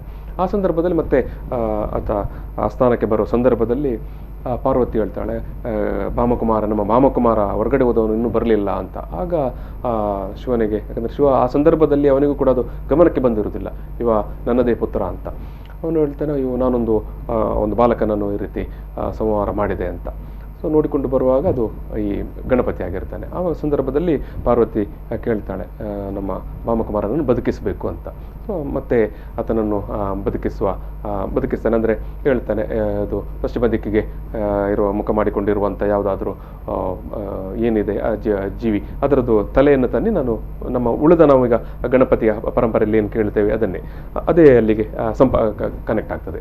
ಸೊ ಆನಂತರ ಆತನಿಗೆ ಜೀವ ಕೊಡ್ತಾರೆ. ಆತ ಭಾಮಕುಮಾರ ಆಗ್ತಾನೆ. ಆ ಭಾಮಕುಮಾರ ಹೇಳ್ತಾನೆ, ನನ್ನನ್ನು ಯಾರು ಅಕ್ಕಿ ಇಟ್ಟು, ಒಂದು ಸೇರು ಅಕ್ಕಿ ಇಟ್ಟು ಅದರಲ್ಲಿ ತೆಂಗಿನಕಾಯಿ ಇಟ್ಟು ಪೂಜೆ ಮಾಡ್ತಾರೆ, ಅದು ಆರಾಧನೆ ಮಾಡ್ತಾರೆ, ನನ್ನನ್ನು ಕಷ್ಟ ಕಾಲದಲ್ಲಿ ಕರೀತಾರೆ, ಅವರಲ್ಲಿಗೆ ಬಂದು ನಾನು ನೆರವಾಗ್ತೇನೆ ಅಂತ. ಇದು ಭಾಮಕುಮಾರನ ಹಿನ್ನೆಲೆ ಅಥವಾ ಭಾಮಕುಮಾರನ ಸಂಧಿಯಲ್ಲಿ ನಮಗೆ ಲಭ್ಯ ಆಗಿರುವಂಥ ಒಂದು ಪಠ್ಯ. ಯಾಕೆ ಇದನ್ನು ತುಳುವಿಗೆ ಅದೊಂದು ತುಳು ಜನರ ಒಂದು ನೇರ ಸಂಪರ್ಕ, ಅಂದರೆ ದಿನನಿತ್ಯದ, ಯಾಕಂತ ಹೇಳಿದ್ರೆ ನಾವು ಅದರಲ್ಲಿ ಅವನು ಹೇಳುವಂಥದ್ದಿದೆ, ಯಾರು ನನ್ನನ್ನು ಒಂದು ಕಾಯಿ ಮತ್ತು ಅಕ್ಕಿ ಇಟ್ಟು ಆರಾಧನೆ ಮಾಡ್ತಾರೆ ಅವರಿಗೆ ನಾನು ಅಭಯ ಕೊಡಲಿಕ್ಕೆ ಬರ್ತೇನೆ ಅಂತ. ನಮ್ಮ ಎಲ್ಲ ಆಚರಣೆಗಳ ಸಂದರ್ಭದಲ್ಲಿ, ಮದುವೆ ಇರಬಹುದು ಅಥವಾ ಯಕ್ಷಗಾನ ಇರಬಹುದು, ನಾಟಕ ಇರಬಹುದು, ಅಥವಾ ಯಾವುದೇ ಗೃಹ ಪ್ರವೇಶ ಇರಬಹುದು, ಯಾವುದೇ ಸಂದರ್ಭದಲ್ಲಿ ಕೂಡ ನಾವು ಒಂದು ಎಲೆಯಲ್ಲಿ ಬೆಳ್ತಿಗೆ ಅಕ್ಕಿ ಇಟ್ಟು ಅದರಲ್ಲಿ ಒಂದು ತೆಂಗಿನಕಾಯಿ ಇಟ್ಟು ಗಣಪತಿಯನ್ನು ಆರಾಧನೆ ಮಾಡುವಂಥದ್ದಿದೆ. ಇದು ನೀವು ಆಗಲೇ ಹೇಳಿದ ಹಾಗೆ ನಾವು ಮೂರ್ತಿ ಸ್ವರೂಪದ ಆರಾಧನೆ ಮಾಡಿಕೊಂಡು ಬಂದವರಲ್ಲ ಅನ್ನುವಂಥ. ಸೊ ಬಹುಶಃ ಇದು ಕೂಡ ಈ ಒಂದು ಪಠ್ಯ ಕೂಡ ಅದಕ್ಕೆ ಒಂದು ನೇರ ಸಂಪರ್ಕದಲ್ಲಿ ಇದ್ದಾಗೆ ಕಾಣಿಸ್ತಾ ಉಂಟು. ಹೌದೌದು, ನೀವು ಹೇಳಿದ ಹಾಗೆಯೇ ಈಗ ಎಲ್ಲ ಒಳ್ಳೆ ದಿವಸಗಳಲ್ಲಿ, ತುಳುವಲ್ಲಿ ಎಡ್ಡೆ ದಿನಕಲು ಅಂತ ಹೇಳುತ್ತೆ, ಒಳ್ಳೆ ದಿವಸಗಳಲ್ಲಿ ಗಣಪತಿನ ಒಂದು ನೆನಪಿಸಿಕೊಳ್ಳೋದು, ಆರಾಧನೆ ಮಾಡೋದು, ನೆನಪಿಸಿಕೊಳ್ಳುವಂಥದ್ದು, ಮತ್ತು ಅದಕ್ಕೊಂದು ದೈವಕ್ಕೊಂದು ಪ್ರತೀಕ ಅನ್ನೋದು ಬೇಕಾಗುತ್ತೆ. ಮೂರ್ತಿ ಒಂದು ಪ್ರತಿಮೆ, ಇವುಗಳು ಪ್ರತೀಕ. ನಮಗೊಂದು ಅಕ್ಕಿ, ತೆಂಗಿನಕಾಯಿ, ಯಾಕಂದ್ರೆ ಮತ್ತೆ ಅದನ್ನು ತಿನ್ಬಹುದು ಅವರು, ದೋಸೆ ಮಾಡಿಯೋ ಅಥವಾ ಇನ್ನೇನಾರು ಮಾಡಿ ಅದನ್ನು ತಿನ್ಬಹುದು. ಸೊ ಆ ತರದಲ್ಲಿ ಇರುತ್ತೆ. ಅಂದ್ರೆ ಈಗ ಯಕ್ಷಗಾನದ ಸಂದರ್ಭದಲ್ಲಿ ಕೂಡ ಚೌಕಿಯಲ್ಲಿ ಪೂಜೆ ನಡೀತದೆ. ಆಮೇಲೆ ಕಿರೀಟವನ್ನೇ ಒಂದು ಗಣಪತಿ ಅಂತ ಆರಾಧನೆ ಮಾಡ್ತಾರೆ. ಸುಂದರ ಕಲ್ಪನೆ. ಹೌದು, ಚಿತ್ರ ನೀವು ಗಮನಿಸಿದ್ರೆ, ಅಂದ್ರೆ ಇಲ್ಲಿ ನಾವು ಗಮನಿಸ್ಕೊಳ್ಬೇಕಾಗಿದ್ದು ಈ ತರದ ಸಂಸ್ಕೃತಿಯಲ್ಲಿ ಅದು ಬದುಕಿನ ಜೊತೆಗೆ ಯಾವೆಲ್ಲ ಸಾಮಗ್ರಿಗಳು, ಸಲಕರಣೆಗಳು ಅಥವಾ ವಸ್ತುಗಳು ಅವರಿಗೆ ಮುಖ್ಯ ಆಗಿರುತ್ತೆ. ಅದು ಆಹಾರ ರೂಪದಲ್ಲಿ ಇರ್ಬೋದು ಅಥವಾ ಉತ್ಪಾದನೆಯ ಬೇರೆ ಬೇರೆ ಸಂದರ್ಭಗಳು, ಕಬ್ಬು ಬೆಳಿತೇವೆ, ಹೌದು, ಇವೆಲ್ಲದರಲ್ಲಿ ದೇವರನ್ನು ಕಾಣೋದು, ಒಂದು ಮನುಷ್ಯಾತೀತವಾಗಿರುವಂತ ಒಂದು ಶಕ್ತಿಯನ್ನು ಕಾಣುವಂತ. ಸೊ ಇದು ಬಹಳ ಮುಖ್ಯವಾದಂತಹ ಒಂದು ಸಂಸ್ಕೃತಿ ಅಂತ ಅನ್ಸುತ್ತೆ. ಸೊ ಹಾಗಾಗಿ ಈ ತುಳುವರ ಒಂದು ಸಂಸ್ಕೃತಿಯನ್ನು, ಅವರ ಒಂದು ನಂಬಿಕೆಯನ್ನು, ಅವರ ಒಂದು ಆಚರಣೆಯನ್ನು ಪ್ರಕೃತಿಗೆ ಬಹಳ ಹತ್ತಿರದ ಒಂದು ನಿಕಟ ಸಂಬಂಧದಲ್ಲೇ ಮತ್ತು ಅವರ ಉತ್ಪಾದನೆಗೆ ಸಂಬಂಧಪಟ್ಟ ಹಾಗೆ ಯಾವುದನ್ನು ಅವ್ರು ಪ್ರೊಡ್ಯೂಸ್ ಮಾಡ್ತಾರೆ, ಪ್ರೊಡಕ್ಷನ್ ಮಾಡ್ತಾರೆ, ಉತ್ಪತ್ತಿಯನ್ನು ಮಾಡ್ತಾರೆ. ಸೊ ಆ ಒಂದು ಉತ್ಪಾದನಾ ಪ್ರಕ್ರಿಯೆಗೆ ಒಳಗಡೆನೆ ಈ ತರದ ಒಂದು ದೇವರ ಕಲ್ಪನೆಗಳು, ದೈವದ ಕಲ್ಪನೆಗಳು, ಸೊ ಇವೆಲ್ಲವನ್ನು ಕೂಡ ನಾವು ವಿಶೇಷವಾಗಿ ಕಾಣಾಗ್ಲಿ. ನೀವು ಹೇಳಿದ್ರೆ ನಾವು ಅಂದ್ರೆ ಮನೆಯಲ್ಲಿ ಚೌತಿ ಸಂದರ್ಭದಲ್ಲಿ ಮನೆಯೋ ಅಥವಾ ತರವಾಡು ಮನೆಯಲ್ಲೋ ಎಲ್ಲ ಕಬ್ಬುಗಳನ್ನು ನೀಟಾಗಿ ಕಟ್ ಮಾಡಿ ಜೋಡಿಸಿ ಹೇಗೆ ಆರಾಧನೆ ಮಾಡ್ತೇವೆ ಅಂತ. ಅಂದರೆ ಬೆಳೆಯುವ, ಅಂದರೆ ನಾವು ಏನು ಬೆಳೆದಿರ್ತೇವೆ ಅದನ್ನೇ ನಾವಲ್ಲಿ ತಂದು ಪೂಜೆ ಮಾಡುವಂಥದ್ದು. ಬಹುಶಃ ನೀವು ಪ್ರಸ್ತಾವ ಮಾಡಿದ ಹಾಗೆ ಈಗ ದಿವ್ಯ ಕೊಕ್ಕಡ ಕೂಡ ಅದನ್ನು ಪ್ರಸ್ತಾವ ಮಾಡಿದೆ. ನಂಗೆ ಅದೊಂದು ಕುತೂಹಲಕ್ಕೆ, ಯಾಕಂದ್ರೆ ನಮ್ಮಲ್ಲಿ ಈ ಅಕ್ಕಿಯಲ್ಲಿ ಎರಡು ತರ ನಾವು ಕಾಣ್ತೇವೆ. ಒಂದು ಬೆಳ್ತಿಗೆ, ಇನ್ನೊಂದು ಕುಚ್ಚಿಲ್ಲ ಅಂತ ಹೇಳ್ತೇವೆ, ಬಾಯ್ಲ್ಡ್ ರೈಸ್ ಅಂತ ಇಂಗ್ಲಿಷಲ್ಲಿ ಹೇಳ್ತೇವೆ. ಆದ್ರೆ ಭೂತಗಳಲ್ಲೆಲ್ಲ ಅಥವಾ ಮದುವೆಗಳಲ್ಲಿ ತುಳುವರಲ್ಲಿ ಈ ಬೆಳ್ತಿಗೆಗಿಂತ ಕುಚ್ಚಲು ಹೆಚ್ಚು ಬಳಕೆ ಆಗುತ್ತೆ. ಈ ವೈದಿಕ ಪರಂಪರೆಯಲ್ಲಿ ಕುಚ್ಚಲು ಅದು ಬಳಕೆ ಕಡಿಮೆ, ಅದು ಅಶುದ್ಧ ಅನ್ನುವಂತ ಒಂದು ಕಲ್ಪನೆ ಇದೆ. ಬೆಳ್ತಿಗೆ ಶುದ್ಧ ಅಂತ ಇದೆ. ಅವ್ರಿಗೆ ಯಾಕೆ ಇದು ಅಶುದ್ಧ ಆಗುತ್ತಂದ್ರೆ ಅದನ್ನು ಮುಸುರೆ ಅಂತ ಹೇಳ್ತಾರೆ ಕುಚ್ಚಲನ್ನು. ಯಾಕೆ ಮುಸುರೆ ಅಂದ್ರೆ ಅದು ಒಮ್ಮೆ ಬೇಯಿಸಿ ಮಾಡಿ ಭತ್ತವನ್ನು ಬೇಯಿಸಿದ ಮೇಲೆ ಅದು ಕುಚಿಲಾಗುತ್ತೆ. ಸೊ ಹಾಗಾಗಿ ಒಮ್ಮೆ ಬೇಯಿಸಿದ ಕಾರಣಕ್ಕಾಗಿ ಅದು ತನ್ನ ಪಾವಿತ್ರ್ಯವನ್ನು ಕಳ್ಕೊಳ್ಳುತ್ತೆ ಅಥವಾ ಅದು ತನ್ನ ಯಾವುದೋ ಶುದ್ಧತೆಯನ್ನು ಕಳ್ಕೊಳ್ಳುತ್ತೆ ಅನ್ನೋ. ಸೊ ಹಾಗಾಗಿ ಬೇಯಿಸಿದನ್ನು ಮತ್ತೊಮ್ಮೆ ದೇವರಿಗೆ ಬಡಿಸೋಕ್ಕಾಗಲ್ಲ, ಬೇಯಿಸದೇ ಇರುವುದನ್ನು ಬಡಿಸ್ಬೇಕು. ಅದೇ ತುಳುವರಲ್ಲಿ ಹಾಗಲ್ಲ.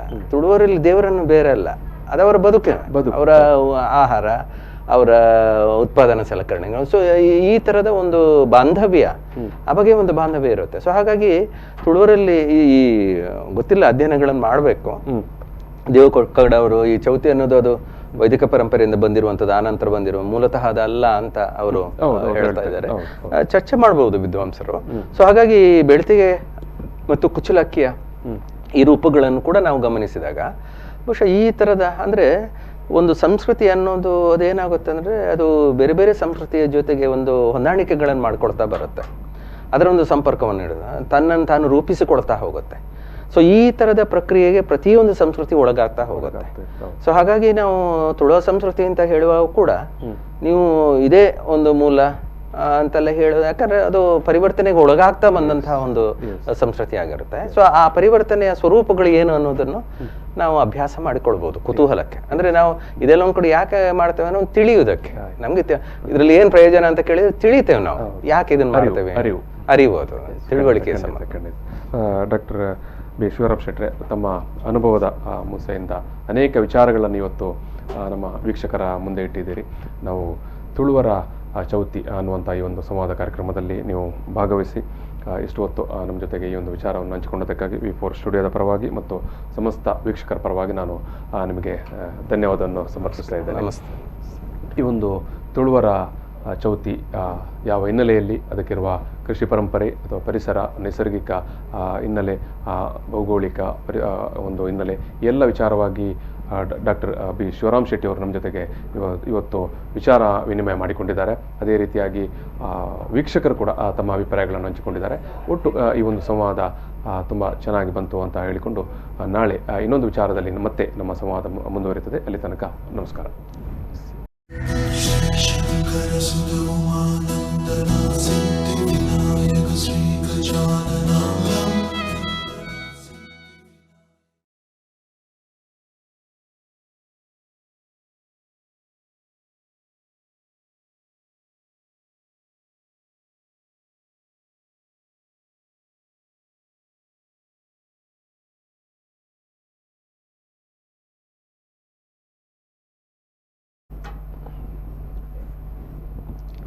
ನಮಸ್ಕಾರ ವೀಕ್ಷಕರೇ, ಈ ದಿನದ ವಿ4ನ ವಿಶೇಷ ಕಾರ್ಯಕ್ರಮಕ್ಕೆ ತಮ್ಮೆಲ್ಲರಿಗೂ ಪ್ರೀತಿಯ ಸ್ವಾಗತ.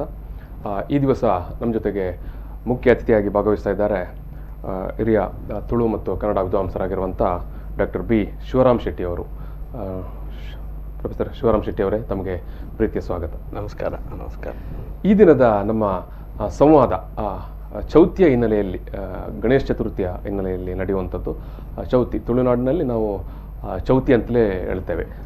ನಮ್ಮ ಇವತ್ತಿನ ಸಂವಾದ ತುಳುವರ ಚೌತಿ, ಅಂದರೆ ತುಳು ಭಾಷಿಗರು ಅಥವಾ ತುಳುವರು ಯಾವ ಹಿನ್ನೆಲೆಯಲ್ಲಿ, ಯಾವ ನೆಲೆಯಲ್ಲಿ ಈ ಒಂದು ಚೌತಿಯನ್ನು ಆಚರಿಸ್ತಾರೆ, ಅದಕ್ಕಿರುವಂಥ ಒಂದು ಜಾನಪದೀಯ ಹಿನ್ನೆಲೆ ಏನು ಅಥವಾ ಕೃಷಿ ಮೂಲದ ಹಿನ್ನೆಲೆ ಏನು ಅನ್ನುವಂಥ ವಿಚಾರದಲ್ಲಿ ಈ ದಿವಸ ನಮ್ಮ ಜೊತೆಗೆ ಡಾಕ್ಟರ್ ಶಿವರಾಮ್ ಶೆಟ್ಟಿ ಅವರು ತಮ್ಮ ಒಂದು ಅಭಿಪ್ರಾಯವನ್ನು ಹಂಚಿಕೊಳ್ಳಿಕ್ಕಿದ್ದಾರೆ.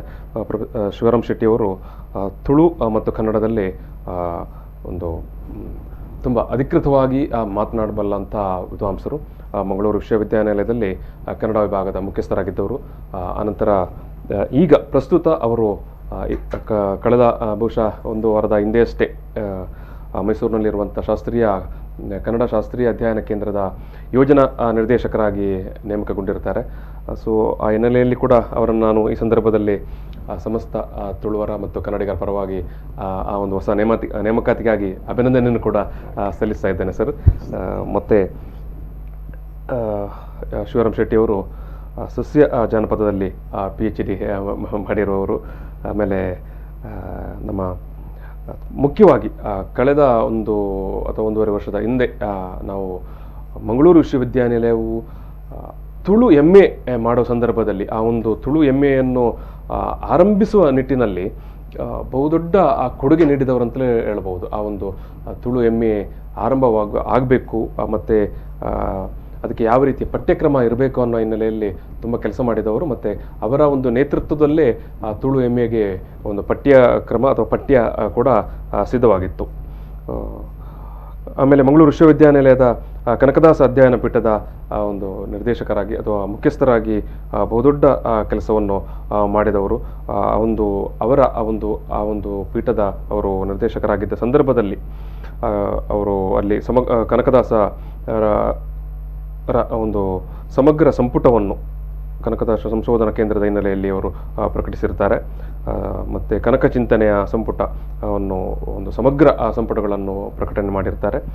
ಮತ್ತು ಒಟ್ಟು ಕನ್ನಡ ನಾಡು ನುಡಿಗೆ ಸಾಕಷ್ಟು ಕೆಲಸ ಮಾಡಿದವರು, ಬರೆದವರು, ಕೃತಿಗಳನ್ನು ಪ್ರಕಟಿಸಿದವರು ಮತ್ತು ಅದೆಲ್ಲಕ್ಕಿಂತಲೂ ದೊಡ್ಡದಾಗಿ ಒಂದು ದೊಡ್ಡ ಶಿಷ್ಯ ಪರಂಪರೆಯನ್ನು ಕಟ್ಟಿದಂಥ ಒಬ್ಬ ಮೇಧಾವಿ ಇವತ್ತು ನಮ್ಮ ಜೊತೆಗೆ ಇದ್ದಾರೆ. ನಾವು ಮಾತನಾಡಲಿಕ್ಕೆ ಇರುವಂಥದ್ದು ತುಳುವರ ಚೌತಿ.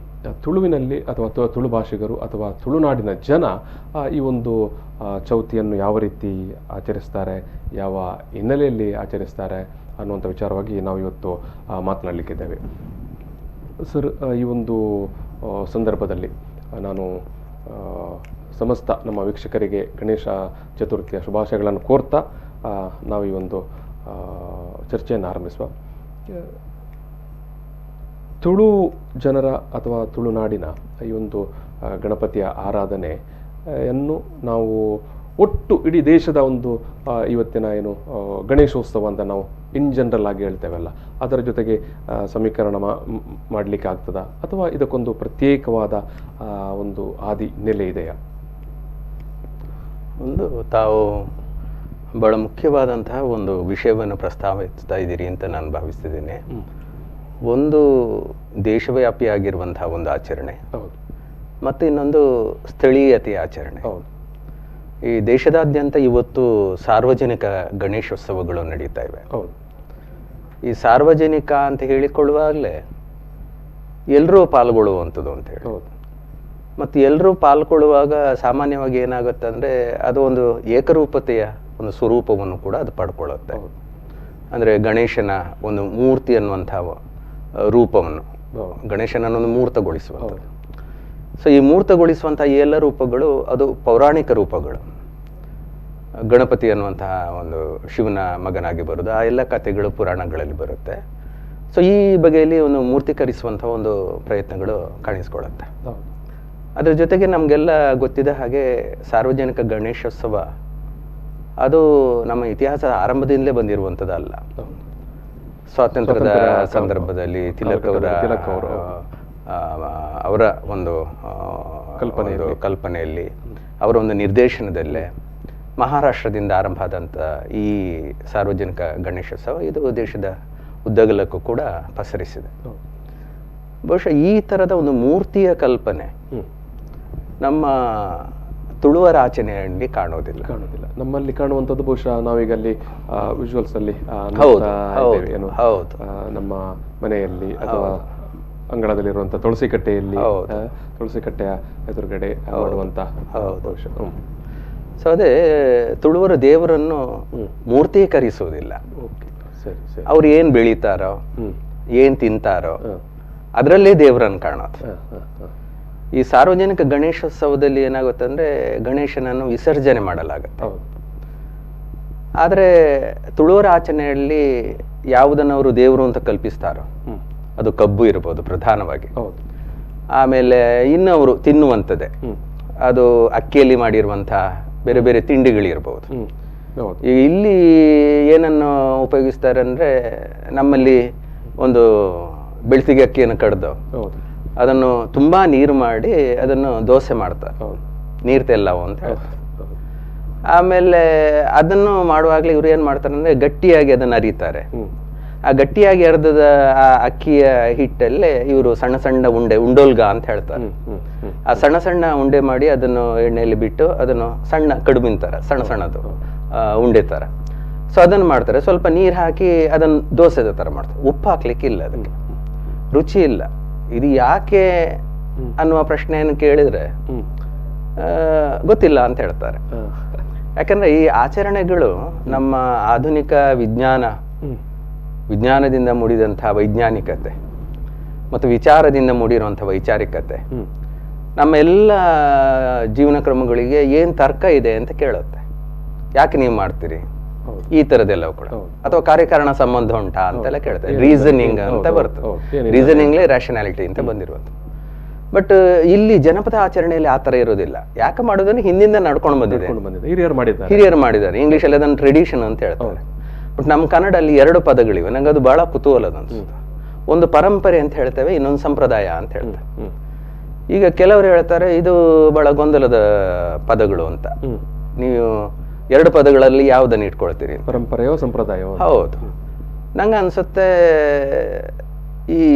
ಈ ಜನಪದದ ಎಲ್ಲ ಆಚರಣೆಗಳು ಇದಕ್ಕೊಂದು ಲಿಖಿತ ದಾಖಲೆಗಳೇನಿಲ್ಲ, ಲಿಖಿತ ಫ್ರೇಮ್ ಇಲ್ಲ, ಲಿಖಿತ ದಾಖಲೆಗಳು ಅಥವಾ ಒಂದು ಓದಿ ಬಾಯಲ್ಲಿ ಹೇಳಿ ಮಂತ್ರ ಹೇಳಿ ಆತರ ಮಾಡುವಂಥದ್ದಲ್ಲ, ನೆನಪಿನ ಮೂಲಕ ಮಾಡುವಂಥದ್ದು. ಒಂದು ಮೌಖಿಕವಾಗಿ ಮತ್ತು ನೆನಪಾಗಿ ಒಂದು ಸ್ಮೃತಿಯಾಗಿ ಇರ್ತದೆ. ಸ್ಮೃತಿ ಮತ್ತು ಶ್ರುತಿ. ಸೊ ಈ ತರ ಒಂದು ಸ್ಮೃತಿಯಾಗಿರುವಂತ ನೆನಪಾಗಿರುವಂತ ಈ ಎಲ್ಲ ಸಂಗತಿಗಳು ಇದು ತಲೆಮಾರಿಂದ ತಲೆಮಾರಿಗೆ ಬಾಯಿಯಿಂದ ಕಿವಿಗೆ ಕೇಳಿ ಆ ಮೂಲಕ ಅದು ಒಂದು ನೆನಪಾಗಿ ಮುಂದುವರೆದುಕೊಂಡು ಬಂದಿದೆ. ಸೊ ನೆನಪಾಗಿ ಮುಂದುವರೆದುಕೊಂಡು ಬಂದದ್ದು ಪರಂಪರೆ ಆಗ್ತದೆ. ಆ ನೆನಪು ಆಚರಿಸಲ್ಪಡುತ್ತಲ್ವಾ, ಆ ಆಚರಿಸಲ್ಪಡುವಾಗ ಅದು ಸಂಪ್ರದಾಯ ಅಂತ ಹೇಳಬಹುದೇನೋ, ಇದು ನನ್ನ ಯೋಚನೆ.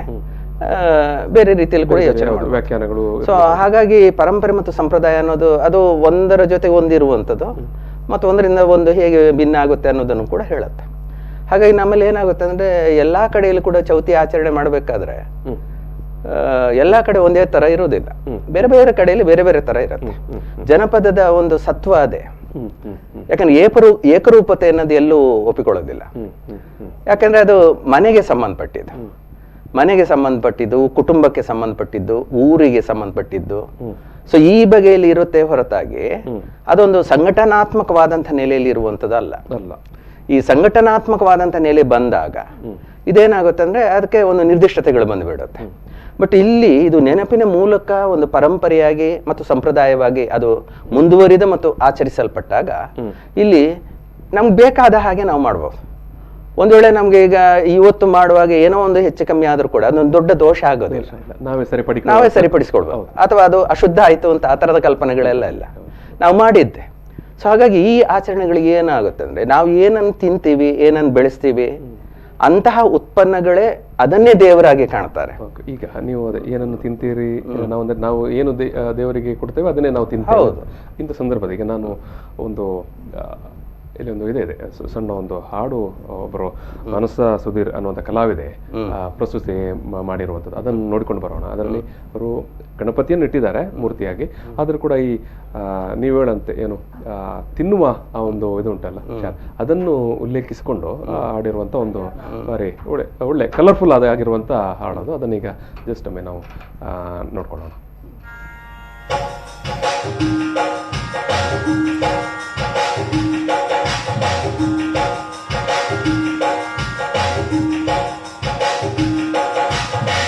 ಅಪ್ಪನು ಮಾಡಿದ ಚೌತಿಯ ಪ್ರತಿಮೆಗೆ ಆನೆಯ ಸೊಂಡಿಲ ಮೊಗವಿತ್ತು. ಅಪ್ಪನು ಮಾಡಿದ ಚೌತಿಯ ಪ್ರತಿಮೆಗೆ ಆನೆಯ ಸೊಂಡಿಲ ಮೊಗವಿತ್ತು.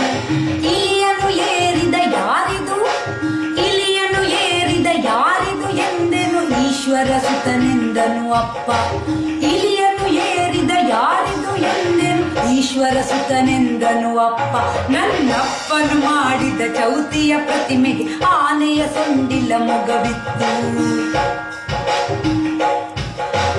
ಉಮಾ ಕುಮಾರನ ಚೆಲು ಹಬ್ಬದ ದಿನ ಊಟಕ್ಕೆ ಬಂದರು ಅತಿಥಿಗಳು. ಉಮಾ ಕುಮಾರನ ಚೆಲು ಹಬ್ಬದ ದಿನ ಊಟಕ್ಕೆ ಬಂದರು ಅತಿಥಿಗಳು. ಎಲೆಯನ್ನಿರಿಸಿ ಅನ್ನವ ಬಡಿಸಲು, ಎಲೆಯನ್ನಿರಿಸಿ ಅನ್ನವ ಬಡಿಸಲು, ಎಲೆಯನ್ನಿರಿಸಿ ಅನ್ನವ ಬಡಿಸಲು ಏಕಾಗ್ರತೆಯಲ್ಲಿ ಜನರುಣಲು, ಏಕಾಗ್ರತೆಯಲ್ಲಿ ಜನರುಣಲು. 5 ಬಗೆಯ ಸಿಹಿ ಭಕ್ಷ್ಯಗಳಿದ್ದವು. ಆಹಾ, 5 ಬಗೆಯ ಸಿಹಿ ಭಕ್ಷ್ಯಗಳಿದ್ದವು, ಒಗ್ಗರಣೆಯ ಹುಳಿ ಮೊಸರಿತ್ತು.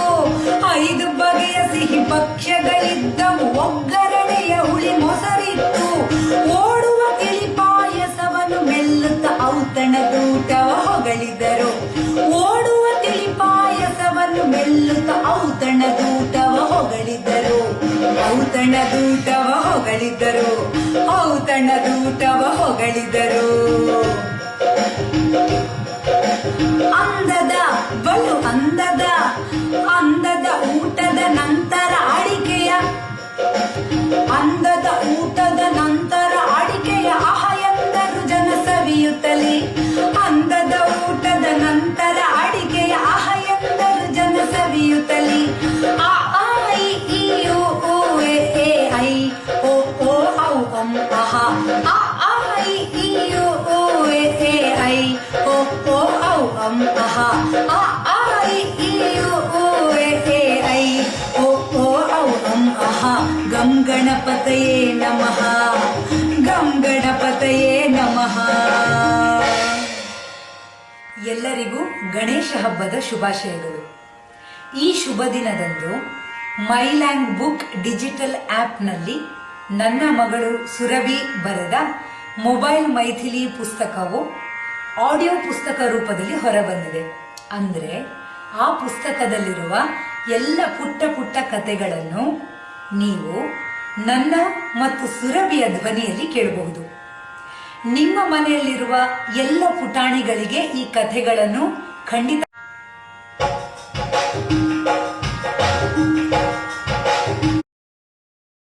ಊಟವನ್ನು ಮಾಡಿಕೊಂಡು ಹೋದರು ಅಂತ ಈ ಹಿನ್ನೆಲೆಯಲ್ಲಿರುವಂಥ ಒಂದದು ಹಾಡು. ಯಾಕಂತ ಹೇಳಿದ್ರೆ ನೀವು ಅಲ್ಲಿ ಆಗಲೇ ಆರಂಭದಲ್ಲಿ ಪ್ರಸ್ತಾಪ ಮಾಡಿದ್ರಿ, ನಮ್ಮ ತುಳುವರ ಪರಿಕಲ್ಪನೆಯ ಏನು ಚೌತಿ ಅದು ಅಲ್ಲಿ ಮೂರ್ತಿಗಿಂತಲೂ ಹೆಚ್ಚಾಗಿ ಬೇರೆ ನಾವು ಕೃಷಿಯೋ ಆಹಾರ ಈ ವಿಚಾರವನ್ನೇ ಅದನ್ನು ಆ ಒಂದು ನೆಲೆಗಟ್ಟಿನಲ್ಲಿ ಇರ್ತದೆ ಅಂತ, ಅದಕ್ಕಾಗಿ ಈ ಒಂದು ಹಾಡನ್ನು ಇಲ್ಲಿ ತೋರಿಸ್ತೇವೆ. ಅದೇ ನೀವಾಗಲೇ ಈ ವಿಚಾರವಾಗಿ ಮುಹೂರ್ತ ಮತ್ತು ಪರಂಪರೆ ಮತ್ತು ಸಂಪ್ರದಾಯ ವಿಚಾರವಾಗಿ ಮಾತಾಡ್ತಾ ಇದ್ದೀರಿ. ಒಂದು ಪ್ರಶ್ನೆ ಸರ್, ಅಂದರೆ ಇದೇ ಒಂದು ಈ ಒಂದು ಸಮಯದಲ್ಲೇ ಚೌತಿಯನ್ನು ಆಚರಿಸಬೇಕು ಅನ್ನುವಂಥ ಒಂದು ಸಂಪ್ರದಾಯವೋ ಅಥವಾ ಪರಂಪರೆಯೋ ಅದು ಯಾವ ಒಂದು ನೆಲೆಗಟ್ಟಿನಲ್ಲಿ ಬಂತು ಅಂತ? ಒಂದು ನಾವಿಲ್ಲಿ ಏನಂಗೆ ಗಮನಿಸ್ಕೊಳ್ಬೇಕಂದ್ರೆ ಪ್ರತಿಯೊಂದು ಆಚರಣೆಗಳಿರ್ಬೋದು ಅಥವಾ ನಂಬಿಕೆಗಳಿರ್ಬೋದು, ನಾವು ಯಾವುದನ್ನು ಹಬ್ಬಗಳು ಅಂತ ಹೇಳ್ತೇವೆ, ಅವೆಲ್ಲ ಕೂಡ ನಂಬಿಕೆ ಮತ್ತು ಆಚರಣೆಗೆ ಸಂಬಂಧಪಟ್ಟಿದ್ದು. ಈ ಆಚರಣೆ ಮತ್ತು ನಂಬಿಕೆಗಳು ನಮ್ಮ ಬದುಕಿನ ಜೊತೆ ನೇರ ತಳಕ ಹಾಕಿರುತ್ತೆ.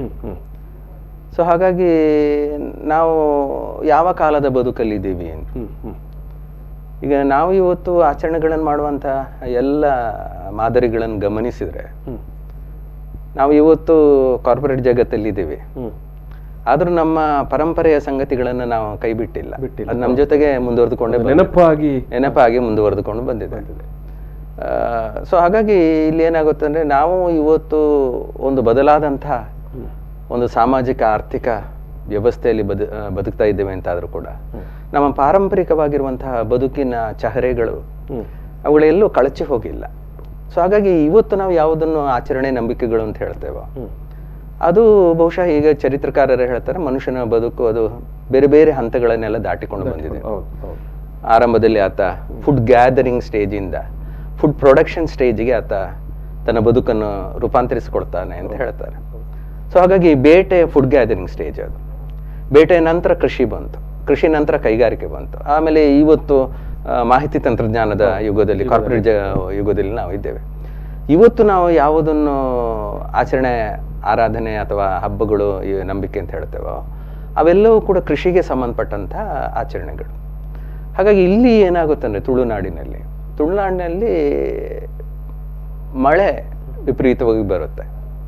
ಹಾಗಾಗಿ ಮಳೆ ಬರುವ ಕಾರಣಕ್ಕಾಗಿ ಮಳೆಯಿಂದ ಬೆಳೆ ತೆಗಿತಾರೆ. ಸೊ ಈ ಬೆಳೆ ತೆಗೆಯುವಾಗ ಈಗ ಇದು ನಮ್ಮಲ್ಲಿ ಈ ಕಾಲವನ್ನು ಹೇಗೆ ಗ್ರಹಿಸ್ಕೊಳ್ಳಲಾಗುತ್ತೆ ಅಂದರೆ ಈ ಪಾರಂಪರಿಕ ಸಮಾಜಗಳು ಅದು ಮುಖ್ಯವಾಗಿ ಕತ್ತಲೆ ಆಗುತ್ತೆ, ಬೆಳಕಾಗುತ್ತೆ, ಅಥವಾ ಮಳೆ ಬರುತ್ತೆ, ಸೆಕೆ ಆಗುತ್ತೆ, ಚಳಿ ಆಗುತ್ತೆ. ಸೊ ಇವೆಲ್ಲವೂ ಕೂಡ ನಿಸರ್ಗದಲ್ಲಿ ಆಗ್ತಾ ಇರುವಂತಹ ಪರಿವರ್ತನೆಗಳು. ಸೊ ಈ ನಿಸರ್ಗದಲ್ಲಿ ಆಗ್ತಾ ಇರುವಂತಹ ಪರಿವರ್ತನೆಗಳಿಗೆ ಸೂರ್ಯ, ಚಂದ್ರ, ನಕ್ಷತ್ರ, ಸೊ ಇವೆಲ್ಲವೂ ಕೂಡ ಕಾರಣ ಆಗಿರುತ್ತೆ ಅಂತ ಪಾರಂಪರಿಕ ಮನುಷ್ಯ ಅಂದ್ಕೊಂಡಿರ್ತಾನೆ. ಸೊ ಹಾಗಾಗಿ ಇಲ್ಲಿ ಈ ಕಾಲವನ್ನು ಹೇಗೆ ಗಣನೆ ಮಾಡಲಾಗುತ್ತೆ ಅಂದ್ರೆ, ಯಾಕಂದ್ರೆ ನಾವು ಇವತ್ತು ಹೊತ್ತಾಯ್ತ ಎಷ್ಟಾಯ್ತು ಅಂತ ಹೇಳಿ ವಾಚ್ ನೋಡ್ತೇವೆ, ಅಥವಾ ಯಾವ ದಿವಸ ಅಂತ ಹೇಳುವಾಗ ಕ್ಯಾಲೆಂಡರ್ ನೋಡ್ತೇವೆ, ಯಾವ ತಿಂಗಳು ಅಂತ ನೋಡ್ತೇವೆ, ಯಾವ ವರ್ಷ ಅಂತ ನೋಡ್ತೇವೆ. ಆಮೇಲೆ ನಮ್ದೆಲ್ಲ ತ್ರೈಮಾಸಿಕ ಪ್ರಗತಿ ವರದಿಯನ್ನೆಲ್ಲ ಮುಂದಿಡ್ತೇವೆ, ಅಥವಾ 6 ತಿಂಗಳ ವರದಿಯನ್ನೆಲ್ಲ ಮುಂದಿಡ್ತೇವೆ. ಪ್ರೋಗ್ರೆಸ್ ಅನ್ನು ಗುರುತಿಸಿಕೊಳ್ಳುವಂತಹ ಒಂದು ಕಾಲಾವಧಿ ಅದು. ಸೊ ಆಧುನಿಕ ಮನುಷ್ಯ ಏನ್ ಮಾಡಿದ, ಕಾಲವನ್ನು ಸೆಕೆಂಡು, ನಿಮಿಷ, ಗಂಟೆ, ದಿವಸ, ವಾರ, ತಿಂಗಳು, ವರ್ಷ ಅನ್ನುವ ರೀತಿಯಲ್ಲಿ ಅದನ್ನು ಗಣನೆ ಮಾಡ್ಕೊಳ್ತಾ ಬಂದ. ಆದರೆ ಪಾರಂಪರಿಕ ಮನುಷ್ಯ ಈ ಬಗೆಯ ಕಾಲವನ್ನು ಸರಳ ರೇಖಾತ್ಮಕವಾದಂಥ ಕಾಲ ಅಂತ ಹೇಳ್ತಾರೆ.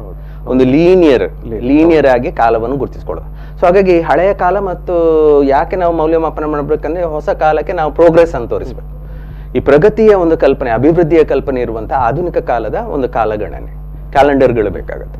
ಆದರೆ ಪಾರಂಪರಿಕ ಸಮಾಜದ ಆ ಥರದ ಕಲ್ಪನೆಗಳಿಲ್ಲ. ಸೊ ಹಾಗಾಗಿ ಅವರಿಗೆ ಹೊತ್ತು ಅನ್ನೋದು ಬಹಳ ಮುಖ್ಯ. ನಮ್ಮಲ್ಲಿ ತುಳುವಲ್ಲಿ ಪೊರ್ತು, ಸೂರ್ಯ ಅನ್ನುವ ಇದೆಯಲ್ಲ, ಪೊರ್ತು ದೇವಿರು ಅಂತ ಹೇಳೋದು, ಪೊರ್ತು ಕಂತುಂಡು, ಪೊರ್ತು ಮೂಡುಂಡು. ಸೊ ಈ ಬಗೆಯಲ್ಲಿ ಕಾಲ ಏನಾಗುತ್ತೆ, ಈ ಮಳೆಗಾಲದ ಹೊತ್ತಲ್ಲಿ ನಮ್ಮಲ್ಲಿ ಆರಂಭದಲ್ಲಿ ಪಗ್ಗು ಅಂತ ಒಂದು ತಿಂಗಳ ಆರಂಭ ಆಗುತ್ತೆ.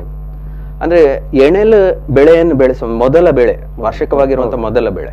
ಸೊ ಆ ಬೆಳೆಯನ್ನು ಬೆಳೆಸುವಂತಹ ಕಾಲದಲ್ಲಿ ಇದನ್ನು ಗಮನಿಸ್ಕೊಳ್ತಾರೆ. ಈ ತರದ ಆಚರಣೆಗಳು ಬರುತ್ತೆ. ಯಾಕಂದ್ರೆ ಇದು ಈ ಹೊತ್ತಿಗೆ ಈ ತೆನೆ ಎಲ್ಲ ಬಂದಿರ್ತದೆ, ತೆನೆ ಪಾಯೆಲ್ಲ ಆಗಿರ್ತದೆ. ಸೊ ತೆನೆ ಬಂದಿರುವಂತಹ ಈ ಸಂದರ್ಭದಲ್ಲಿ ಈಗ ಕೆಲವು ಕಡೆಯಲ್ಲಿ ಚೌತಿ ದಿವಸ ಕುರಲ್ ಕಟ್ಟುನು ಅಂತ ಇದೆ, ಕುರಳನ್ನು ಕಟ್ತಾರೆ. ಆಮೇಲೆ ಇನ್ನು ಕೆಲವು ಕಡೆಗಳಲ್ಲಿ ಭೂತಗಳಿಗೆ ಅಗೆಲು ಕೂಡ ಇದು ಭೂತಗಳು ಕೂಡ ಇದ್ರ ಭಾಗವಾಗಿರೋದು. ಅಥವಾ ತರವಾಡ ಮನೆಗಳಲ್ಲಿ ಇದೆಲ್ಲವೂ ಕೂಡ ನಡೆಯುತ್ತದೆ. ಸೊ ಆ ವಿಚಾರವನ್ನು ನಾವೊಂದು ಸಣ್ಣ ಬ್ರೇಕ್ ನಂತರ, ಅಂದರೆ ಯಾವ ರೂಪಕದಲ್ಲಿ ಅಥವಾ ಯಾವ ರೂಪದಲ್ಲಿ ಆಚರಣೆಗಳು ಇರ್ತವೆ ಅನ್ನೋದನ್ನು ನಾವು ಸಣ್ಣೊಂದು ಬ್ರೇಕ್ ನಂತರ ಚರ್ಚೆ ಮಾಡೋಣ. ವೀಕ್ಷಕರೇ, ಈಗೊಂದು ಸಣ್ಣ ಬ್ರೇಕ್. ಆ ಬ್ರೇಕ್ನ ನಂತರ ಮತ್ತೆ ತುಳುನಾಡಿನ ಅಥವಾ ತುಳುವರ ಚೌತಿ ಯಾವ ರೀತಿ ಇರುತ್ತೆ, ಅದರ ಪಾರಂಪರಿಕ ಅಥವಾ ಜಾನಪದೀಯ ಹಿನ್ನೆಲೆ ಅನ್ನುವ ವಿಚಾರದಲ್ಲಿ ನಾವು ಮತ್ತೆ ಸಂವಾದವನ್ನು ಮುಂದುವರಿಸಲಿಕ್ಕಿದ್ದೇವೆ. ಈಗ ಒಂದು ಸಣ್ಣ break. Siddhi Vinayaka Sri Gajanana